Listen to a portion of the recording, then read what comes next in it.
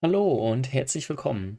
In diesem Thema geht es um Effekte und zwar mehrere Arten von Effekten. Kurze Warnung vorab, dieses Thema ist etwas komplexer als alles, was ich bisher bearbeitet habe und ich habe nicht den Anspruch, hier komplett vollständig zu sein. Einige Funktionen kenne ich auch selbst noch gar nicht im Detail so genau. Ich werde euch aber versuchen, mit diesem Video in die Lage zu versetzen, viele Sachen auch selbst herauszufinden und selbst zu erarbeiten. Starten wir aber erstmal. Hier haben wir eine kleine Agenda, an der ich mich abarbeiten möchte. Und ihr seht rechts auch schon, ich habe einige Items unter dem Begriff Effekte abgelegt. Ich werde mich hier möglichst nah an zwei Wiki-Einträgen halten, die ich unten in der Videobeschreibung verlinke. Wir fangen an mit dem Effektfeld. Was ist das Effektfeld? Dafür gehe ich zum Beispiel hier einmal in das Breitschwert, was ich habe. Es gibt in vielen Items, die ihr hier anlegen könnt, in vielen dieser Kategorien dieses Effektfeld hier unten. Und in dieses Effektfeld könnt ihr unterschiedliche Dinge eintragen. Das ist aber abhängig davon, was für einen Gegenstand, was für ein Item ihr habt. Ich fange jetzt erstmal mit den Attributsveränderungen an. Die funktionieren laut meinem letzten Stand bei den Vorteilen, Nachteilen, Sonderfertigkeiten, Nahkampfwaffen, Fernkampfwaffen und Rüstungen. Zum Beispiel dieses Breitschwert hier hat den Effekt +2 MU. Das bedeutet, wenn ich dieses Schwert jetzt zum Beispiel dem Gardisten hier in die Hand gebe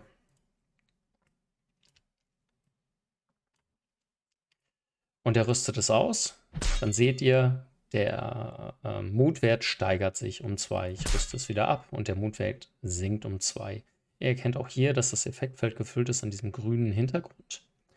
Wenn ich das Effektfeld leere, also dieser Gegenstand keinen Effekt mehr hat, dann verschwindet auch der grüne Hintergrund.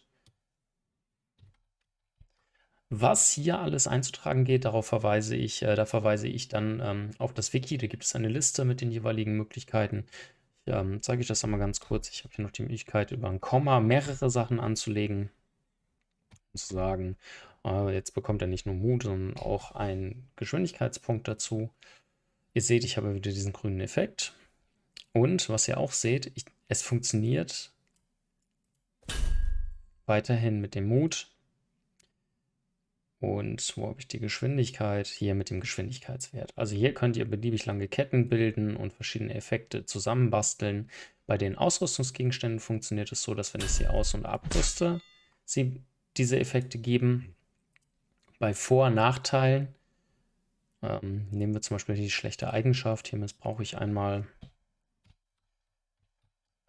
das Effektfeld. Es ist natürlich so, solange hier dieser Nachteil drin ist, gilt auch dieser Effekt. Ihr müsst den Nachteil entfernen, damit der Effekt hier auch wieder rauskommt. Also das heißt, bei Vor- und Nachteilen Sonderfertigkeiten solltet ihr dieses Effektfeld nutzen, wenn diese jeweilige Vor- und Nachteil ja wirklich was dauerhaft verändert.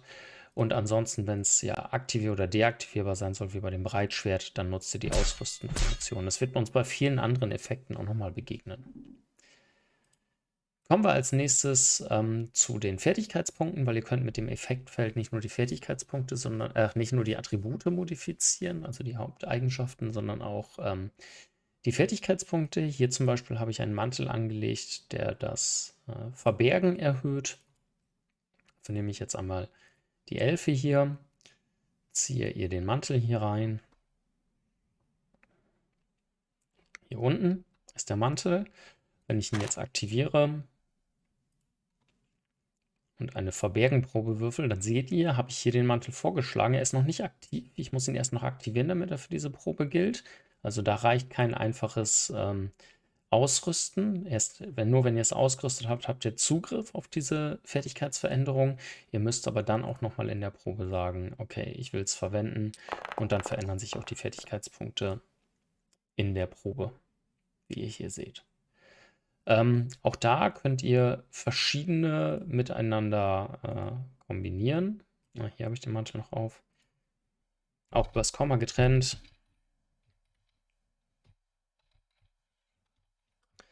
FP3. Und wenn ich dann den Mantel hier reinziehe, dann gilt auch die zweite Fertigkeit. Auch da verweise ich wieder aufs Wiki, wo es nochmal ein bisschen genauer aufgeschrieben ist. Und ansonsten probiert euch aus. Die letzte Möglichkeit, das Effektfeld zu nutzen, und das ist ein bisschen anders. Ich hatte gerade eben bei den letzten beiden Möglichkeiten gesagt, Sonderfertigkeiten. Bei den Kampfsonderfertigkeiten gibt es aber noch weitere Möglichkeiten, die haben eine Besonderheit. Dafür gehen wir einmal zu dem lieben Kogrim hier. In den Kampf, der Standard-Wuchtschlag zum Beispiel. Wenn ich da reingehe, in das Effektfeld gucke, dann sehe ich hier minus 2 AT plus 2 TP. Das bedeutet, verwende ich es, wird die Attacke um 2 erschwert und die Trefferpunkte um 2 erhöht. Je Stufe, die ich dann auch einsetze. Wichtig ist, wollt ihr im Angriffswurf diese Sonderfertigkeit, die ihr vielleicht auch selber anlegt, sehen, muss hier was im Effektfeld drin stehen. Ansonsten könnt ihr diese Sonderfertigkeit nicht auswählen. Ich gucke mal ganz kurz, kann ich sie, ja, ich kann sie im Akta bearbeiten. Jetzt hat der Wuchtschlag nichts mehr im Effektfeld drin stehen. Und jetzt kann ich den Wuchtschlag hier auch nicht mehr auswählen. Also deshalb für euch ganz wichtig, erstellt ihr eigene Sonderfertigkeiten, müsst ihr hier das Effektfeld füllen. Kleiner Tipp, die Zahl 0 geht nicht. Also wenn ihr 0 AT plus 0 AT wählt, das funktioniert nicht. Da müsst ihr euch mit dem Trick behelfen. Nehmt ihr plus 1 AT, minus 1 AT, sodass ihr auf 0 seid und dann könnt ihr die Sonderfertigkeiten auch verwenden. Das hilft nämlich dann, wenn wir gleich zu den Statuseffekten kommen. Also ihr habt eine Sonderfertigkeit, die ihr hier im Angriff auswählen wollt, wo ihr einen Statuseffekt braucht, dann nehmt diesen Eintrag, plus 1 AT, minus 1 AT oder was auch immer ihr hier eingebt. Ich will euch das auch nochmal als Beispiel an der Sonderfertigkeit Binden zeigen. Dieser Charakter hier hat die Sonderfertigkeit Binden und fängt jetzt an und duelliert sich mit dem Gardisten. Ich gehe in einen Kampf, würfel einmal die Initiative,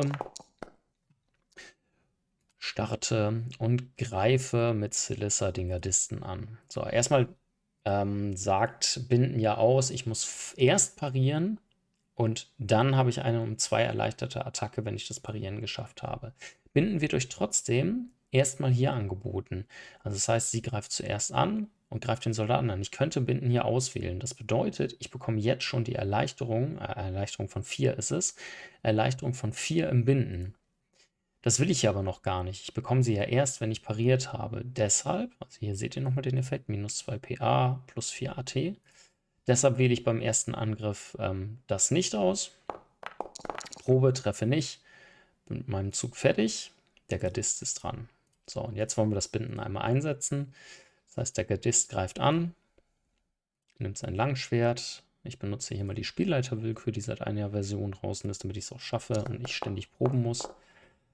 Und jetzt muss ich als Celissa reagieren und sage ihm, ich möchte mit meinem Langschwert parieren und jetzt kann ich die Fähigkeit Binden einsetzen. Jetzt erschwert er mir gleich beim Wurf die Parade um 2. Auch hier nehme ich mal ganz kurz die Spielleiterwillkür, um euch bei gelungener Parade zu zeigen, wie es weitergeht. Ihr seht hier, Binden, mir war die Parade erschwert um 2, Belastung kommt hinzu, ich habe es trotzdem geschafft. Das heißt, Treffer kommt nicht durch. Jetzt ist es aber nicht so, dass automatisch beim nächsten Angriff von der Celissa auf den Gardisten das Binden angewendet wird. Da müsst ihr selbst dran denken. Also darum fand ich Binden auch nochmal ein ganz nettes Beispiel, um das Effektfeld zu beschreiben. Ich muss jetzt hier manuell sagen, okay, letzte Runde habe ich das Binden geschafft. Jetzt darf ich meine Attacke-Erleichterung auswählen.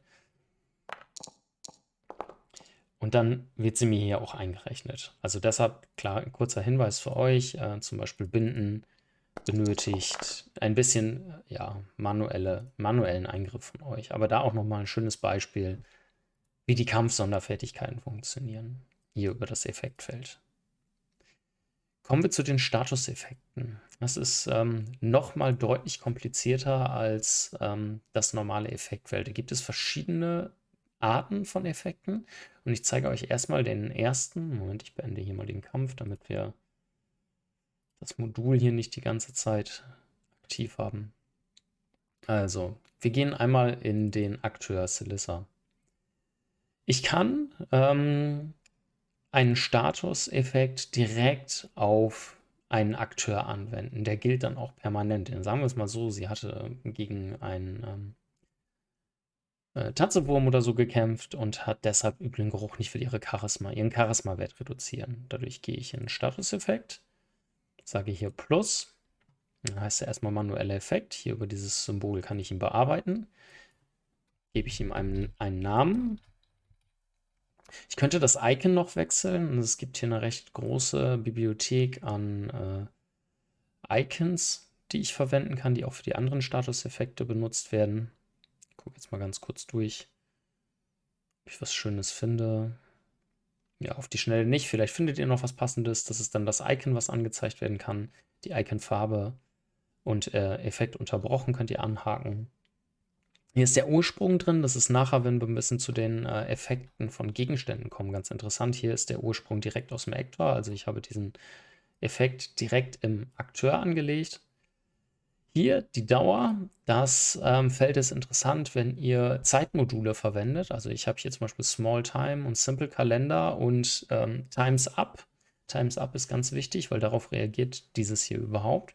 Wenn ich jetzt sage, es dauert 500 Sekunden, er hat hier eine Startzeit, das ist die Zeit, in der ich den Effekt angelegt habe, dann verschwindet der Effekt, wenn diese 500 Sekunden abgelaufen sind. Kann ich euch gleich aber nochmal zeigen. Hier könnt ihr das auch mit Runden oder Zügen machen. Runden sind die Kampfrunden, die gezählt werden. Hier ist der Startzug, also die Startrunde, wann es losgeht. Ich persönlich arbeite ganz gern mit den Sekunden, weil die Kampfrunden bei mir 6 Sekunden dauern. Und ja, dann brauche ich mich um nichts weiter kümmern. Und hier ist das eines der Kernelemente, der Effekt selber, also was soll sich verändern. Über das Plus fügt ihr den ersten Effekt hinzu. Hier vorne ist der Attributsschlüssel. Das klingt ein bisschen kryptisch, aber netterweise gibt das System uns hier lesbare Begriffe rein. Lesbar warum? Ich zeige das gleich mal. Also hier habt ihr einiges zur Auswahl. Einmal die Haupteigenschaften, Ausweichen, Astralenergie oder Astralpunkte kosten. Also kommen wir später auch nochmal bei dem Kraftfokus zu, den ich nochmal kurz zeige. Nahkampfattacke, also da könnt ihr euch mal durchschauen. Die Talente sind auch nicht ganz trivial. Kann ich vielleicht auch nochmal drauf eingehen. Wir wollen jetzt aber einmal den Charisma-Wert verändern. Und hier seht ihr den Attributsschlüssel. Also hier wird ein relativ kryptischer Begriff ersetzt. Das ist das, was ihr im Hintergrund habt, was im Hintergrund arbeitet. Aber öffnet ihr die Liste, habt ihr immer wieder diese sprechenden Begriffe. Hier habt ihr verschiedene Änderungsarten. Ich habe bisher primär mit Addieren und Eigenes gearbeitet. Eigenes um Fertigkeitspunkte oder die Qualitätsstufen, genau, die Qualitätsstufen zu verändern. Hier gibt es aber noch andere Möglichkeiten, mit denen müsst ihr halt einfach ein bisschen herumexperimentieren. Addieren ist eigentlich so das häufigste. Denn da müsst ihr dran denken, addieren bedeutet aber auch, ihr könnt eine negative Zahl addieren. Also es gibt kein Subtrahieren. Ihr wählt bei einem Abzug, so wie es hier jetzt der Fall ist, addieren aus, geht auf die -2 zum Beispiel und fertig.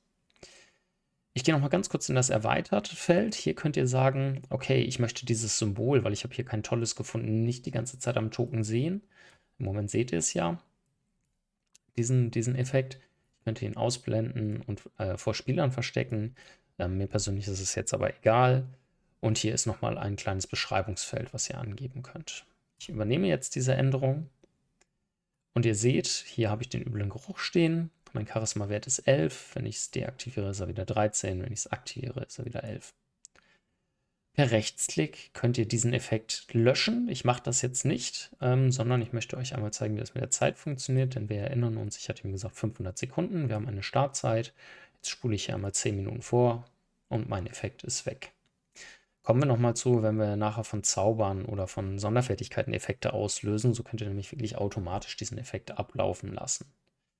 So viel zu den Akteureffekten. Also die gelten dann für den Akteur, der ihn hat, und das permanent, es sei denn, ihr aktiviert oder deaktiviert ihn, so wie hier zum Beispiel bei der Belastung. Als nächstes kommen wir zu Effekten von ausrüstbaren Gegenständen. Da funktioniert es ähnlich wie dem Effektfeld.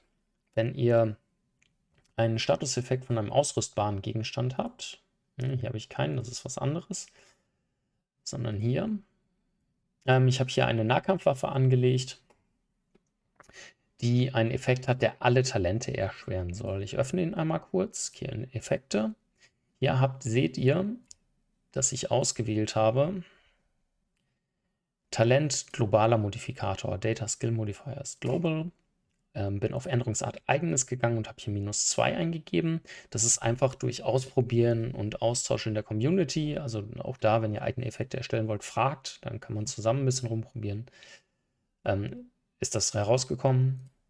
Ich übernehme das so, und wenn ich jetzt diese Waffe dem Charakter gebe, seht ihr hier, alle Talente erschwert, dann habe ich, sobald ich die Waffe in der Hand habe, hier unter transferierte Statuseffekte den Effekt, der auf mich gilt. Klicke ich auf den Effekt, öffnet sich der Gegenstand, die Quelle, aus der der Effekt kommt. Und hier kann ich den Effekt gegebenenfalls nochmal bearbeiten, wenn ich das möchte. Wenn ich jetzt probe, seht ihr hier, wird der Effekt angewendet, alle Talente erschwert, Wurf. Und ich habe alle Talente erschwert. So kann ich das bei einzelnen Talenten erleichtern oder erschweren. Okay, dann kommen wir zu Teilprobenmodifikatoren. Ich kann nämlich einem Teil einer Probe auch einen Modifikator hinzufügen. Das wollte ich im Einzelnen auch nochmal genau zeigen. Ich nehme hier das Beispiel Beil oder Handaxt. Dort gibt es einen Statuseffekt. Und in dem Statuseffekt wurde hier der Teilprobenmodifikator eingefügt. Ich sehe es hier nochmal, Teilprobenmodifikator.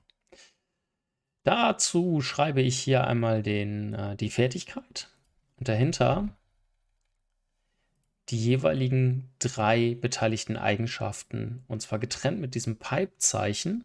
Es wird mit strg Alt und dann links neben dem Y, diese beiden Pfeil nach rechts und links Taste, da findet ihr die Pipe, also strg Alt und dann diese Taste. Ihr setzt einmal für den erste Eigenschaftenwert, dann kommt die Pipe, die zweite Eigenschaftenwert, ein Pipe und für die dritte Eigenschaftenwert.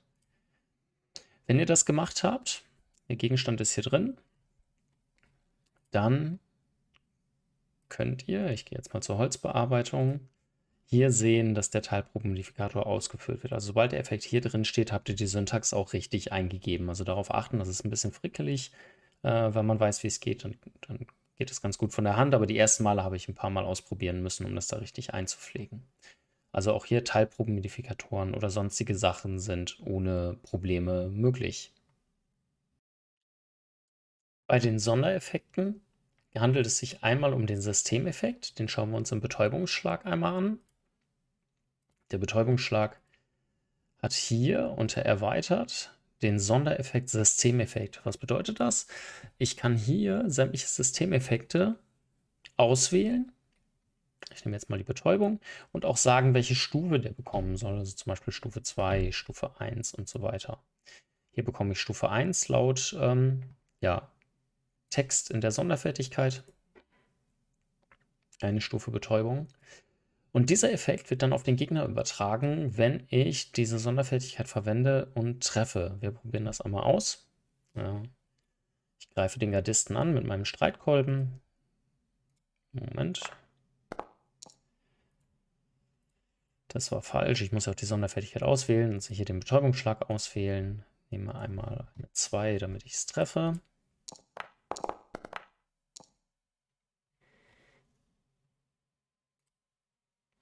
So, ich habe getroffen, Erfolg.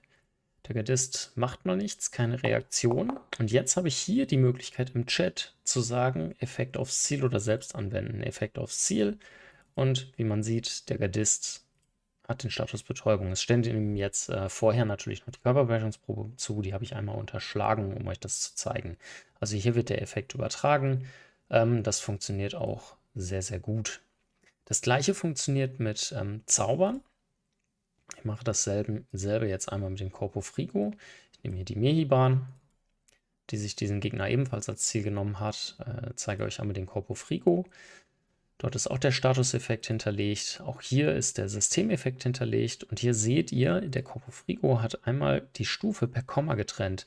Das bedeutet, das sind die Qualitätsstufen, die hier hinterlegt sind. Je nach Qualitätsstufe macht der Corpo Frigo eine unterschiedlich hohe Stufe Paralyse. Dasselbe seht ihr auch nochmal, das ist ein ganz gutes Beispiel, auch nochmal, um zurück zu diesem Effektfeld zu kommen. Hier in dem Effektfeld ist die Effektformel für die Trefferpunkte je Qualitätsstufe angeben. Ich bin mir nicht ganz sicher, ob ihr das selbst anlegen könnt oder ob das von den Entwicklern hardcodiert hier drin steckt. Müsst ihr einmal ausprobieren. Also ich vermute den Zusammenhang zwischen der Erwähnung der QS hier drin und hier unten der Effektformel oder ohne diese QS hier drin und der Effektformel. Aber irgendwoher zieht er sich ja die Zuordnung QS zu dem Effekt. Vielleicht habt ihr ja Glück und könnt es selbst anlegen. Ansonsten bei den Zaubern, die es benötigen, ist es fertig. Also, Corpo Frigo hat einen Effekt, je nachdem, welche QS der erreicht. Auch hier kann ich sagen, ich zaubere. Ich nehme wieder mal die Spielleiterwillkür, um euch zu zeigen, wie es jetzt aussieht, wenn es funktioniert. Jetzt hat der Gardist noch eine Möglichkeit zur Reaktion, reagiert nicht. Und ich kann hier bei dem Zauber sagen, Effekt selbst oder Effekt Ziel, Effekt aufs Ziel und der nächste Statuseffekt wurde übertragen. Seht ihr auch nochmal im Chat bestätigt. Das sind die sogenannten Systemeffekte. Dann gibt es noch eine weitere Auswahl drin, das ist die Beschwörung Gestaltwandlung. Ich habe hier den Adlerschwinger, gehe auch nochmal in die Statuseffekte und gehe unter Erweitert. Hier bei Sondereffekte wurde Beschwörung Gestaltwandlung ausgewählt. Hier müsst ihr, wenn ihr das machen wollt, den Akteur-Link aus dem Bestiarium rausziehen. Wie macht ihr das am besten? Weil dieser ist ein bisschen kryptisch, also man muss schon wissen, wie die geschrieben werden. Da gibt es einen kleinen Trick. Ihr geht vorher in dem Zauber in die Beschreibung und ihr seht es hier schon. Hier habe ich das mit der Katze gemacht. Ich kann euch das aber auch gerne nochmal vormachen. Mal Bestiarium 2, ein Bergadler. Ich ziehe aus dem Kompendium das Tier hier hin. Dann wird mir der Kompendiumslink hier reingeschrieben und hier sehe ich den Text, den ich eintragen muss. Also hier DSA 5, Bestiary, das markiere ich mir. Ich nehme noch die Katze mit, weil auch den Text hier zwischen brauche ich. Das kann ich kopieren. Gehe zurück in meinen Statuseffekt, erweitert, trage den hier ein und muss dann die geschweiften Klammern wegnehmen und dieses kryptische, was hier hinter steht, so dass es dann aussieht wie hier. Also hier habe ich das Core Bestiary, Katze, Scheunenkatze, Änderung übernehmen. So, wenn ich das gemacht habe und den Zauber durchführe, ihr seht, hier habe ich den Adlerauge, Adlerschwinge, entschuldigt, hier habe ich den Adlerschwinge. Ich mache den Zauber und schaffe ihn. Dann kann ich sagen, Effekt auf mich selber und habe dann die Möglichkeit, hier seht ihr es, wurde auf Alakaya übertragen, Beschwörung, Gestaltwandlung und ziehe dann die Beschwörung hier drauf und kann mich relativ schnell verwandeln.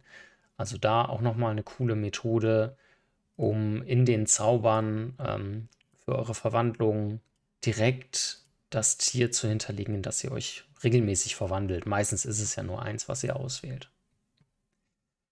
So, das war ziemlich schnell ein Rush durch die Effekte. Wie gesagt, ich empfehle euch da einfach nur die beiden verlinkten Wiki-Seiten. Lest euch da noch ein bisschen genauer ein.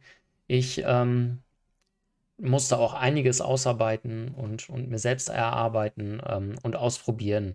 Aber es sind ganz viele Sachen und Dinge möglich. Kauft ihr euch die Werke von Ulysses, dann werden aber auch viele Sachen dort automatisch umgesetzt, wie zum Beispiel bei dem Corpo Frigo.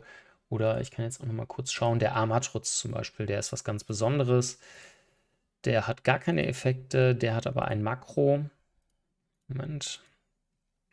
Also das ist vorbereitet, da braucht ihr euch selbst nicht mit auseinandersetzen. Oder der Acceleratus, bei dem hier die gesamten Statuseffektveränderungen drinstehen. Sowas könnt ihr euch aber auch komplett selbst anlegen. Kommen wir noch zu zwei besonderen Themen.